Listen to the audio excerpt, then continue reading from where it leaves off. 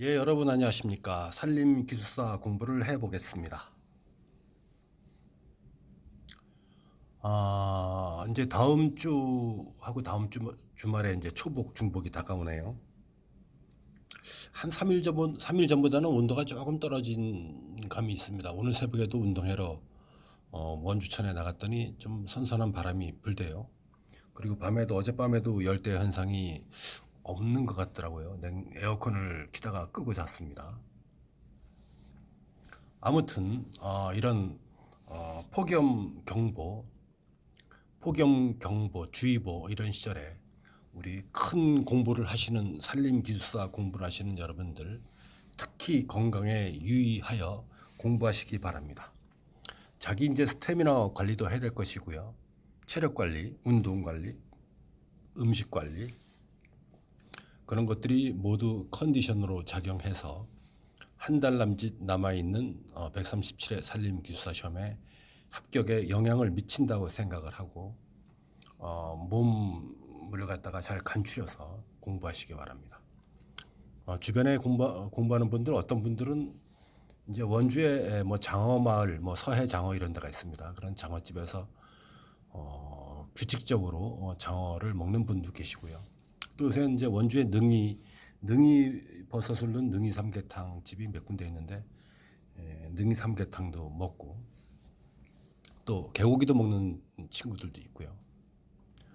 네, 자기 스태미너 관리를 여러 가지로 하는 사람들이 있습니다.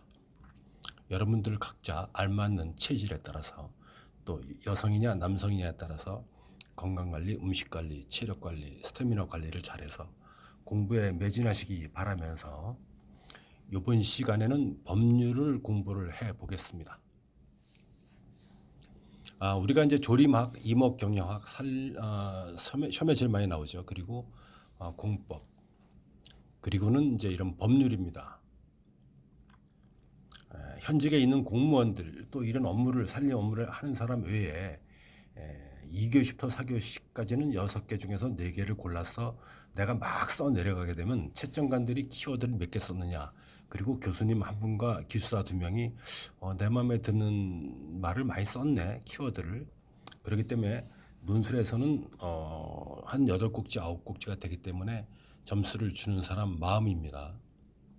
그렇지만 이런 법률 문제에 대해서는 법률 문제가 만약에 용어든 논술 나왔을 때는 그것을 할 수 없이 고를 수밖에 없었다. 6개 중에서 4개를 초이스 하려다 보니까 할 수 없이 이거를 골랐다. 임업진흥조치법을. 그러면 이 법에 나와 있는 모법이든 시행령이든 시행규칙이든 법에 나와 있는 키워드를 써야 되죠. 자주글에 한 자기가 알고 있는 피상적인 단어를 갖다가 쓰게 되면 점수가 안 나온다 이 얘기입니다. 그래서 이 문제를 가지고 설명을 하면서 여러분하고 공부를 한번 해보겠습니다. 예상 문제. 임업 및 산촌진흥촉진법에서 임업인, 임업 후계자, 독림가의 정의. 이제 이것은 이제 논수식으로 한번 서열을 해봤습니다. 나열을 해봤는데요. 1번은 이제 임업 및 산촌진흥법 제정 목적을 써줘야 되겠죠. 여기서 물어본 거에는 목적을 써라는 얘기 없지만은 이제 이것을 논술로 쓸 때는 논술을 항상 제가 말씀드리지 않습니까? 2.5장에서 3장을 써줘야지 14쪽을 다 쓴다. 14쪽을 7장이니까 14쪽이죠. 그래야지 75명 정도에서 5명 안에 그저 든다. 10등 안에 겨우 든다. 10등 안에 든 사람 중에서도 키워드를 많이 쓴 사람, 채점관이 알고 있는 채점관이 문제에서 물어본 것을 유도한 것을 얼마만큼 답안지에 녹여 썼느냐, 그런 사람들이 5등 안에 드는 것입니다. 그렇기 때문에 이 문제에 대해서는 1번 임원 및 산촌진흥법 제정 목적을 써줘야죠. 2.5장 이상 나와야 되니까. 그리고 문제에서 물어본 임업인의 정의, 3번 임업 후계자의 정의, 4번 독림가의 정의. 개인 독림가에는 모범 독림가가 있고 우수 독림가가 있고 자영 독림가가 있고 법인 독림가가 있다. 그리고 큰 5번 가서 결론을 세 꼭지를 내려줘서 약 3장 정도의 3쪽 정도의 답안을 구성해 보았습니다.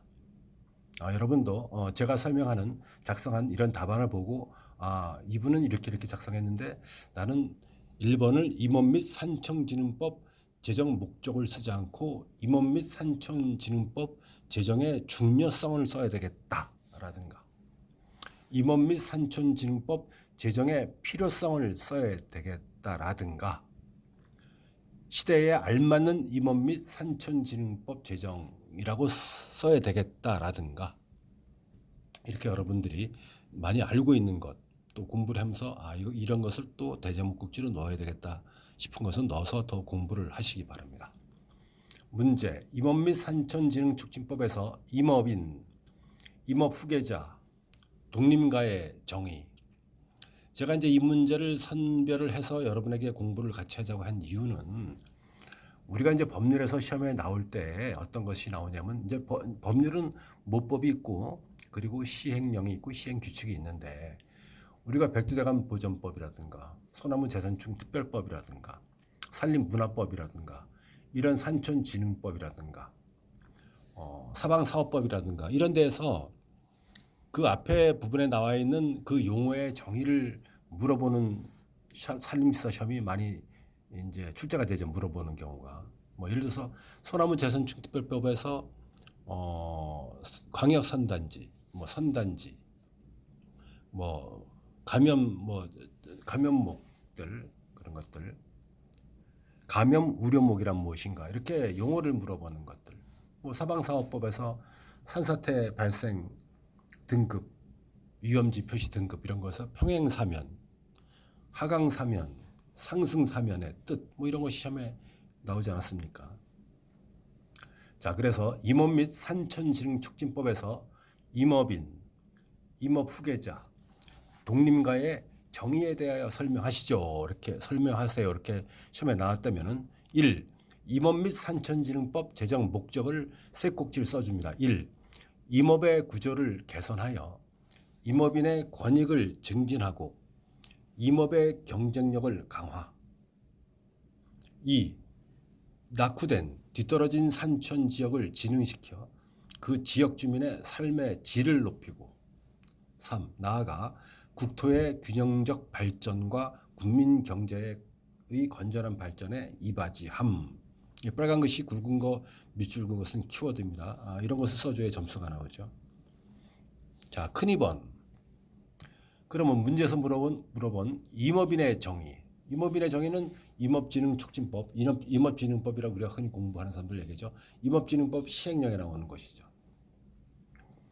이제 이런 문제가 나왔을 때 우리가 아사무사합니다. 임업인 산에서 산양삼 기르는 사람, 산에서 산대덕 기르는 사람, 산에서 오미자 기르는 사람, 구기자 기르는 사람, 마가목을 심어서 열매를 걷어서 술 파는데 약재로 쓰는 사람, 그런 생산자 이렇게 막연하게 쓰면은 점수가 안 나옵니다. 이 법률에 쓰여진 용어를 글을 써야 되는 것이죠. 설명을. 임업인의 정의 1. 키워드입니다. 3헥타르 이상의 산림에서 임업을 경영하는 자. 몇 헥타? 3헥타 이상의 산림에서 이거 써줘야 됩니다. 지주구력에 더덕을 심었느니 산양삼 심었느니 이런 거 써주면 1점도 안 나옵니다. 왜? 채점가는 요 답안을 가지고 채점을 하기 때문이죠. 3헥타르 이상의 산림에서 임업을 경영하는 자. 2. 1년 중 90일 이상 임업에 종사하는 자. 1년 중 90일 이상 며칠? 90일 이상 임업에 종사하는 자. 3. 연간 판매액이 120만 원 이상인 자.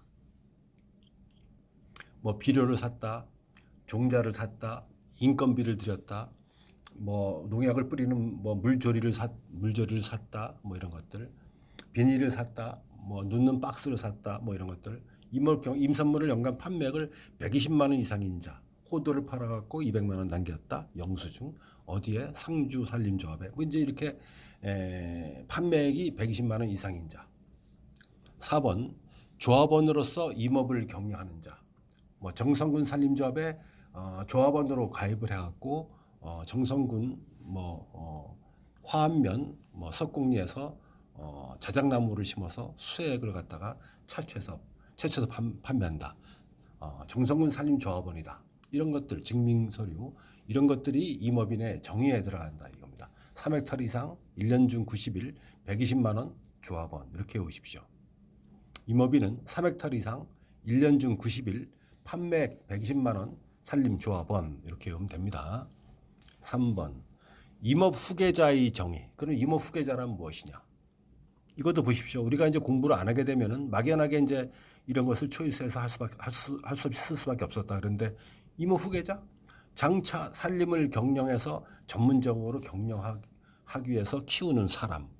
그런 대상의 사람. 이렇게 이것이 임업이라고 생각할 수 있는데 그렇게 쓰면 점수가 1점도 안 나온다. 법에 있는 용어를 써야 된다. 단어를. 자, 3번 임업 후계자의 정의. 임업의 계승 발전을 위하여 임업을 영위할 의사와 능력이 있는 사람으로서 아래 요건을 갖춘 자. 반가로 1번 55세 미만의 사람으로서 산림 경영 계획에 따라 임업을 경영하거나 경영하려는 사람 중 다음 항목의 어느 하나에 해당하는 사람. 55세 미만 키워드입니다. 숫자 55세 미만의 사람으로서 산림 경영 계획에 따라 내가 홍길동이가 행성군 둔내면 삽결이 내 사유림 3헥타에 행성군 산림조합에 가서 거기 산림 경영 지도 요원, 산림 경영기사 딴 사람한테 산림 경영 계획 좀 세워주세요. 여기다가 잣나무를 심어서 몇 년 후에 잣을 따갖고 어떻게 채취해서 팔려고 합니다. 그런 산림 경영의 계획에 따라 자기 마음대로 임을 하는 것이 아니라 산림 경영 계획 세운 의뢰해서 그런 계획을 세운 종이 문서가 있는 개인 독립가의 이러한 개인 독립가의 자녀 나 3헥타르 이상의 산림을 소유하고 있는 사람. 키워드입니다. 3헥타르 이상 산림. 다 10헥타르 이상의 국유림 또는 공유림을 대부받거나 수익 분배림, 분수림을 설정받은 자. 이제 10헥타르 이상의 국유림 또는 공유림을 대부받거나 수익 분배림, 분수림을 설정받은 자 이렇게 두 줄이니까는 어려울 수 있는데요. 제가 현직에 있을 때의 경우를 예를 들어 설명할 테니까 이런 경우구나 하고 여러분들 이해하시는데 도움이 되도록 말씀을 드리겠습니다. 이제 만약에 제가 이제 땡땡지방산림청 관리계장을 하고 있을 때에 어느 어느 리에서 동네 사람 또는 개인이 이제 민원이 들어왔죠. 산림청 때문에 굶어 죽겠다. 첫 문구가 그렇습니다. 제목이 산림청 때문에 굶어 죽겠다. 이제 무슨 군 무슨 면에 홍길동이라는 사람이 10헥타르를 갖다가 국유림을 대부를 받아가지고 거기다 산양삼도 심고 밑에 돌 많고 양지 바른된 두릅도 심고 엄마나무도 심고 그래서 소득을 창출해서 동네 사람들 인력을 착출해서 인건비도 주고 산촌 소득 증대에 기여하고 이렇게 하려고 그랬는데 산림청에서 대부해달라고 5년 동안 문서 가지고 쫓아다녔는데 해주지 않았다. 이제 그렇게 해서 산림청 때문에 굶어 죽겠다 이런 이제 민원이 들어오죠. 그러면 현장을 나갑니다. 제가 팀장 때인데 그럼 이제 이렇게 경사도 여기에 산림 경영할 산림청에서 땡땡 국유림 관리소에서 직접 경영할 계획인지 수원 함양림인지 산림의 6대 기능 중에서 산지재해 보전님인지 이런 것들을 다 봐야 돼. 목재생산님인지 이런 걸 봐갖고 여기는 바위가 많고 북서향인데 낙엽성 자작나무 잣나무를 심어도 조림 성공할 일이 없다. 그래서 이런 데는 음습하고 그랬기 때문에 산양삼을 이게 대부 신청자가 요구한 대로 해주면 좋겠다. 그래갖고 여러 가지 이제 사진도 찍고 경사도 찍고 토질도 조사하고 여러 가지 민원 발생 옆에 사람들 민원 발생 요지도 다 조사를 하고 이렇게 해서 들어와서 이제 보고를 하죠 과장청장에게. 그래서 여기는 대부 가능하다 이렇게 하는 것입니다. 근데 거의 굉장히 힘들죠 타당성에서 조사해서. 그렇게 하거나 수익 분배림, 분수림을 설정받은 자. 만약에 인제군 기린면 설이다, 무슨 이다. 거기에 송이가 가을에 많이 난다. 그럴 때에 단체 서리 주민들한테 20명 이상 산림 개원들한테 송이밭을 갖다가 분수림 이제 만약에 10억을 갖다가 송이를 따서 그 가을에 소득을 거뒀다. 뭐 인재군 살림조합에 그러면은 9억은 이제 그 성의를 딴 사람들한테 주고 10% 해당하는 9대 1이니까 10%는 인재국유림관리소에 납입을 한다. 뭐 이런 것들이 다 분수림입니다. 이해가 되십니까? 임업 후계자의 정의에서 1번 55세 미만의 사람으로서 개인 독립가의 자녀 3헥타르 이상의 산림을 소유한 사람 10헥타 이상의 국유림 또는 공유림을 대부받거나 분수림 수익 분배림을 설정받은 사람들이 다 임업 후계자이다. 2번 산림용 종자 그 외에 산림용 종자 산림용 묘목 적용수 포함 버섯, 분재, 야생화, 산채 그 밖의 임산물을 생산하거나 생산하려고 하는 사람이 임업 후계자이다. 큰 4번 그러면 문제에서 물어본 독림가란 무엇이냐? 독림가의 정의는 개인 독림가는 모범 독림가, 우수 독림가, 자연 독림가, 법인 독림가가 있다. 자, 1 개인 독림가는 모범 독림가, 우수 독림가, 자연 독림가가 있다. 그러니까 독림가는 크게 개인 독림가와 법인 독림가가 있는데 먼저 개인 독림가를 보겠습니다. 모범 독림가 또 수치입니다. 수치를 외웠으면 점수가 나오는 것입니다. 모범 독림가이란 300헥타르 이상의 산림, 아까 얘기한 수입 분배림, 분수림 및 조림의 목적으로 대부받은 국유림을 포함해서 산림 경영 계획에 따라 모범적으로 경영하고 있는 사람. 이거 키워드입니다. 여러분들 산림 경영에 따라 모범적으로 경영 자꾸 나온다고 안 쓸 수 있는데요. 이 써야 점수가 나옵니다. 또는 조림 실적이 100헥타르 이상이고 산림 경영에 따라 산림을 모범적으로 경영하고 있는 사람. 우수 독림가 100헥타르 이상의 산림을 산림 경영 계획에 따라 모범적으로 경영하고 있는 사람. 또는 조림 실적이 50헥타르 이상 유실수는 20헥타르 이상, 뭐 공주, 부여 그쪽에 밤이라든가 이런 것들 50헥타르 이상이고 산림 경영 계획에 따라 모범적으로 경영하고 있는 사람. 뭐 상주, 영주 쪽에 뭐 호두를 심었다든가. 자연 독림가 5헥타르 이상의 산림을 산림 경영 계획에 따라 모범적으로 경영하고 있는 사람. 5헥타르 이상입니다. 자연 독림가는. 또는 유실수를 3헥타르 이상. 유실수는 조금 면적이 적어야 된다 이겁니다. 그러면 법인 독림가란 무엇인가? 300헥타르 이상의 산림을 경영하는 사람. 경영하고 있는 법인입니다.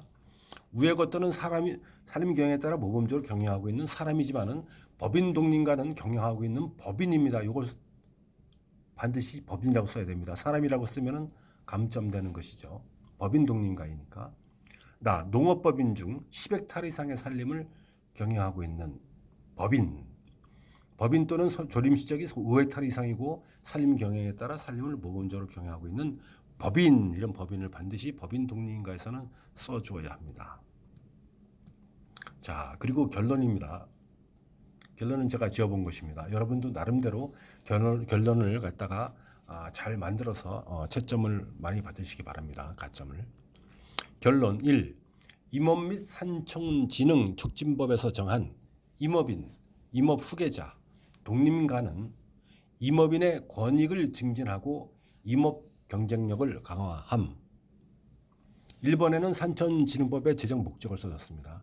그러면 2번 최근 임업경영체 등록과 임업직불금 지급 등 사유림 경영 활성화를 정부에서 적극적으로 실행하고 있는 시즌이다. 3. 그래서 임업진흥법에서 정한 경영 면적을 줄여서 보다 많은 임업인, 임업후계자 독림가들이 의욕적으로 사유림을 경영하도록 제도 개선을 해야 한다. 이렇게 나름 세 꼭지를 제가 결론을 지어봤습니다. 여기서 세 번째 임업진흥법에서 정한 경영 면적을 줄여서라는 것을 더 설명을 드리겠습니다. 실질적으로 우리나라 이제 산림청에서 임업진흥 촉진법을 정했죠. 이제 임업진흥 촉진법을 정할 때는 산림청의 공무원들, 산림조합 중앙회 담당 공무원들, 그리고 임업진흥원의 직원들, 산림과학원의 직원들, 그리고 산림기술사들, 그리고 대학 교수님들 이런 분들이 다 모여서 이제 이런 것을 갖다 법을 이제 발의할 때 논의해줘. 이런 것을 어떻게 할까. 그런데 보십시오. 임업인이라는 것은 3헥타르 이상의 산림, 1년 중 90일 이상, 판매액이 120만 원 이런 것은 임업인 할 수 있어요. 근데 임업 후계자 임업 후계자라는 것도 개인 독립과 3헥타, 10헥타 이런 것들은 그럭저럭 할 수 있습니다. 근데 모범 독립가, 이 모범 독립 사실 세제 혜택을 주고 뭐 기름값이라든가 세제 혜택을 주는 것이 있겠지만 그래도 너무 면적이 크죠. 독립가라는 것은. 모범 독립가에서 300헥타 이상의 산림 몇 군데 없습니다. 우리나라에. 우수 독립가 100헥타 이상의 산림. 조림 실적이 50헥타 이상인 독립가가 있습니까? 별로 없죠. 어디 가면 장성인가 편백나무 이런데 심은데 뭐 이런 것들이고 그러죠. 밤나무 이렇게 심은데 이거죠. 호두나무도 경성대에 많이 심은데 50헥타 이상 별로 없습니다. 아예 없는 걸 알고 있고요. 유시수도 20헥타 이상 거의 없습니다. 그러니까 제가 이것도 법인 독립가에 보면 300헥타 이상의 산림을 하는 법인. 그러니까 목적에서 결론에서 3번에 임업진흥법에서 정한 경영 면적을 줄여줘야죠. 그래서 보다 많은 임업인들이 탄생하고 임업 후계자가 탄생하고 독립가들이 많이 탄생해서 경쟁적으로 호도나무도 심고 잣나무도 심고 유수수 심고 조경수 심고 임산물을 채취하고 이렇게 해서 해야지 임산물도 싸고 국민 경제에 이바지하고 국민 건강에 이바지하고 사유림 소유자들이 또 산림 경영하고 싶은 의욕이 고취되지. 이렇게 많은 면적을 해놓게 되면 누가 안 해도 말지 힘들어 죽겠는데 참여를 안 합니다. 그래서 제가 3번의 결론을 내린 것은 임업진흥법에서 정한 경영 면적을 줄여서, 이 뜻은 여러분들이 답안을 형성할 때 임업인 아니면 우수 독립가, 법인 독립가의 문제점 이렇게 대제목 꼭지를 한 다음에 더 면적을 300헥타 이상은 150헥타로 줄여야 함. 조림 실적 100헥타는 50헥타 이상으로 줄여야 함. 화살표 긋고 그런 식으로 답안을 구성해도 점수 받는데 굉장히 유리하다 이겁니다. 자, 여러분, 법률 공부에서는 그 법률에 나와 있는 그 키워드를 반드시 쓰고요. 자기 혼자만의 생각 이럴 것이다 하고 피상적으로 쓰면 점수가 안 나옵니다. 그래서 이건 이제 전공을 한 사람이나 임업을 안 한 사람이나 외우면 되는 것이기 때문에 이런 법률 문제에서는 비전공자들이 점수를 받는데 굉장히 유리합니다. 그 비전공자들은 사방 임도 이런 것보다도 이런 법률, 임업 경영, 그리고 지속가능 지침, 뭐 이런 산림자원법 이런 것을 달달 외워가지고 비전공자들은 점수를 많이 받기를 바라겠습니다. 이번 시간에는 법률 공부에서 키워드를 어떻게 써야 되며 답안 구성을 어떻게 대제목을 구성하며 결론을 어떻게 내려서 점수를 많이 받는가에 대해서 여러분들과 같이 한번 공부를 해봤습니다. 여름의 더위에 건강 주의하십시오. 감사합니다.